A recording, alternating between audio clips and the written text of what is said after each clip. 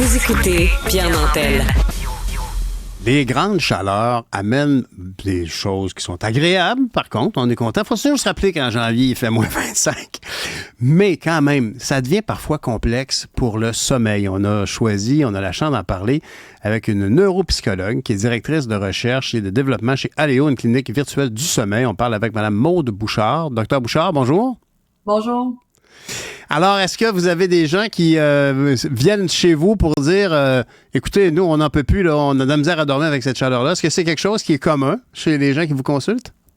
Oui, on a des gens à l'année qui viennent chez nous pour nous dire qu'ils dorment pas très bien puis qu'ils ont besoin d'aide, mais c'est vrai que l'été, la chaleur peut rendre ça plus complexe. Par contre, moi, je suis fan de l'été, même si la chaleur, c'est un peu difficile là, sur le sommeil. Je pense qu'on a plus d'activités sociales, il y a plus de lumière. Pour certains, des fois, l'horaire peut être un peu allégé. On a des vacances, ça diminue le stress. Et qu'il n'y a pas juste du négatif là, sur notre sommeil. Mais dites-moi, parce qu'il y a des gens qui vivent différemment la chaleur. Je connais quelqu'un qui sue très, très peu, ce qui a pour conséquence que la chaleur s'accumule en elle. Est-ce que quand on vit cette situation-là, on a des recours autres que la climatisation? Est-ce qu'on peut méditer pour avoir moins chaud? Je pense pas. Vous parlez de différences individuelles, hein? Puis c'est vrai, à la base, il faut revenir pour bien comprendre c'est quoi l'impact de notre température puis la température extérieure sur notre sommeil. Il faut aller à la base, la physiologie du sommeil. Donc, comment c'est généré le sommeil la nuit? C'est qu'on a vraiment des cycles biochimiques dans notre corps qui font en sorte que la nuit, on a les bonnes hormones, notre température corporelle interne diminue pour qu'on soit capable de bien dormir. Puis le jour, là, c'est différent. La température va augmenter. Donc, c'est quelque chose qui se passe sur 24 heures. Puis ça se répète tout le temps. Donc là, quand on arrive dans des situations où c'est l'été, puis à l'extérieur, il fait très chaud, et qu'on n'est pas habitué, parce qu'il y a des gens qui vivent dans des pays que c'est chaud à l'année et ils se sont habitués à ça, mais nous, on n'est pas habitués à ça. Mais notre température corporelle interne a de la misère à diminuer en soirée puis pendant la nuit. Puis c'est ça qui peut créer le fait qu'on peut avoir des difficultés à s'endormir, on se réveille un petit peu plus. Donc, ça, c'est la base. Après, c'est vrai qu'il y a des différences individuelles, puis je pense aussi à des impacts hormonaux qui peuvent faire en sorte que la température interne se gère moins aussi, là. Donc, c'est ça va dépendre des gens. Mais je vais vous appeler docteur parce que vous êtes neuropsychologue, donc vous avez certainement votre doctorat là-dedans.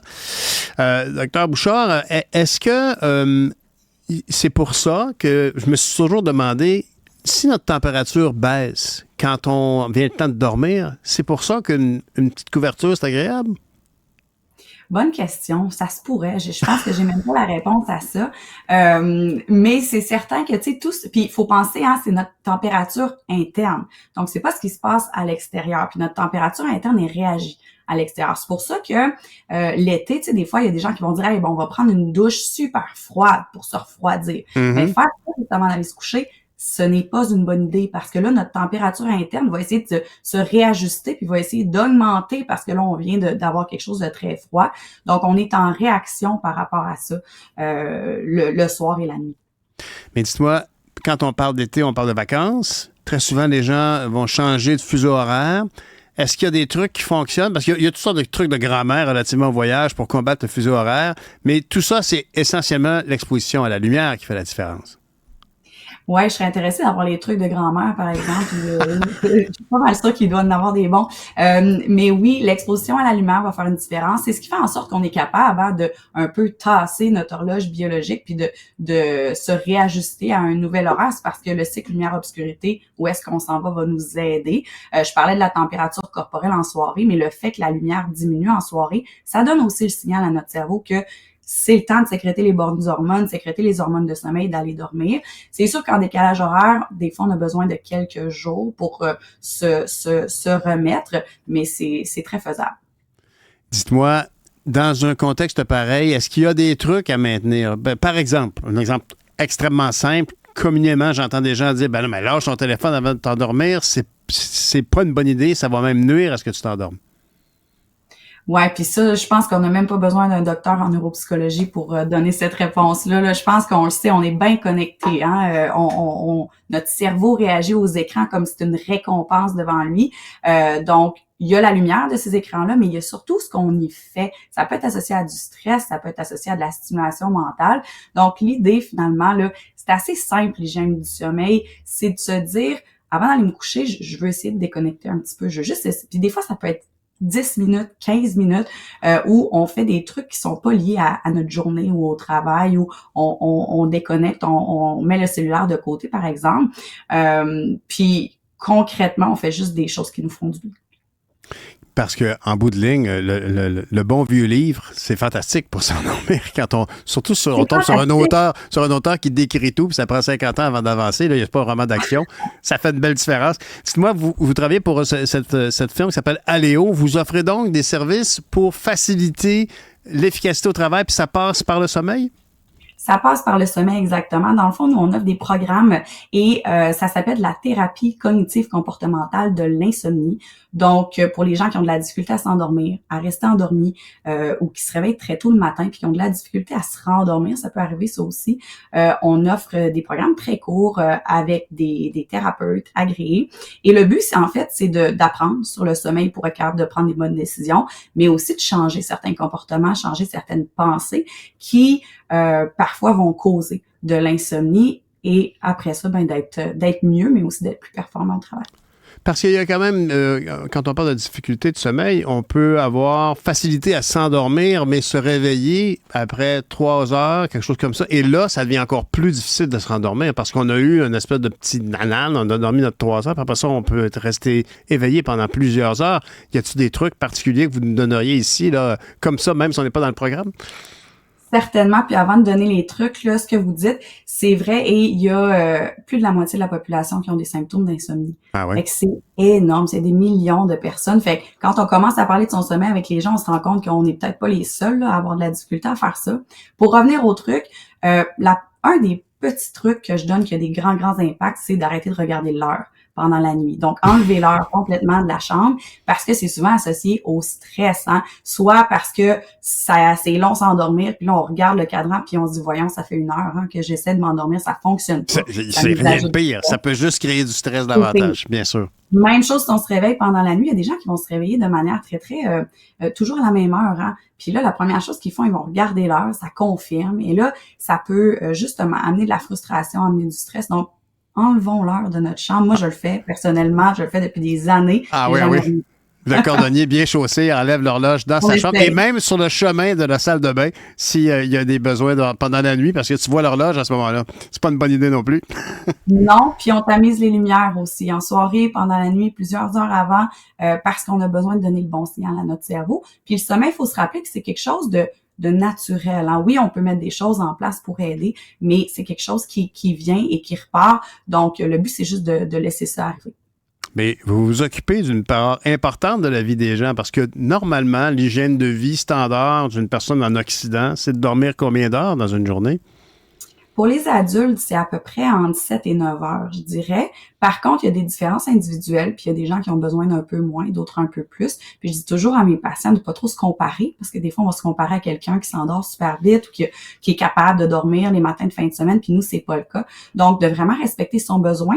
Puis, il y a une question de timing aussi. Il y a des gens qui ont de la facilité à être réveillés de soir, mais de la difficulté à se réveiller le matin, puis d'autres, c'est le contraire. Donc, quand on est capable plus qu'on peut, d'avoir des horaires qui sont en lien avec notre besoin à nous, puis le timing de notre sommeil, bien ça peut être des petites choses qui peuvent aider aussi. Parce que, évidemment, je suis persuadé que les gens qui nous écoutent se reconnaissent dans ce que vous venez de dire. Ne plus être capable de faire la grasse matinée. Il y a des gens qui veulent dormir jusqu'à 10 heures le matin, un samedi, puis ils sont plus capables. Est-ce il y a des cycles dans la vie d'un adulte qui changent par rapport à ce qu'on faisait quand on avait 18 ans, puis qu'on sortait dans un bar, qu'on revenait à 4 heures du matin, puis le lendemain, y a-t-il des choses qui changent beaucoup au niveau du sommeil? Certainement. Ben, si je pars avec les ados, par exemple, ben, les ados, ça a besoin de beaucoup plus de sommeil qu'un adulte. Et ça, on appelle un délai de phase. Donc, naturellement, un ado, physiologiquement, ça s'endort très tard puis ça se lèverait très tard. Ah! Sauf en privation de sommeil. C'est pas de leur faute. C'est pas de leur faute. Ils s'endorment tard de nature. Oui, vraiment, c'est physiologique, donc faut les laisser dormir. Et après ça, quand on devient jeune adulte, ben là, tranquillement, on va avoir besoin d'un petit peu moins de sommeil, on dort un petit peu moins. C'est pas énorme. Des gens qui ont toujours eu besoin de beaucoup de sommeil risquent de rester dans cette catégorie-là.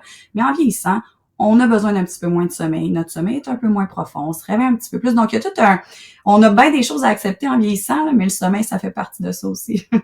En terminant, docteur Bouchard, vous êtes neuropsychologue.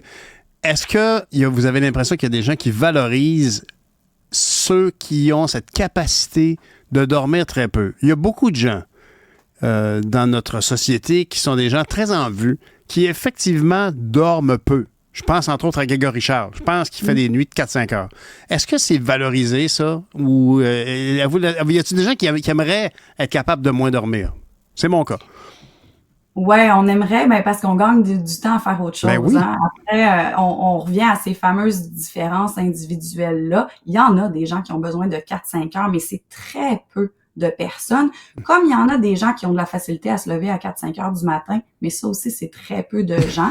C'est certain qu'après, avec les réseaux sociaux, tout ça, je pense qu'il y a une certaine glorification peut-être de dormir très peu, de se lever très tôt, d'être très productif. Moi, c'est sûr, je travaille en sommeil, alors je suis biaisée, là, mais j'ai vraiment tendance à se dire, respectons notre besoin à nous. Si on a besoin de dormir un peu plus, ben, on est mieux d'aller chercher ça, on est mieux de se lever un peu plus tard, puis ça va avoir un impact positif sur notre santé mentale, sur notre humeur, sur notre concentration, notre mémoire. Donc, c'est pas mal mieux ça que de couper dans nos heures de sommeil puis d'essayer d'être plus productif. Ça fonctionne. Et c'est pas mal mieux de choisir, si on doit dépenser un budget en meubles, c'est mieux de choisir un bon matelas dans lequel on va bien dormir qu'un beau meuble pour accrocher ses décorations, j'imagine.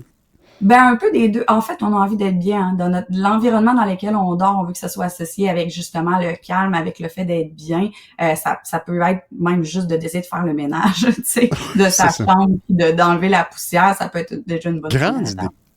Docteur Bouchard, merci beaucoup d'avoir pris le temps d'échanger avec nous. C'est quand même plus que du tiers du temps d'une personne moyenne. Le sommeil, c'est très important. Merci beaucoup, Maude Bouchard, neuropsychologue et directrice de recherche et développement chez Aléo.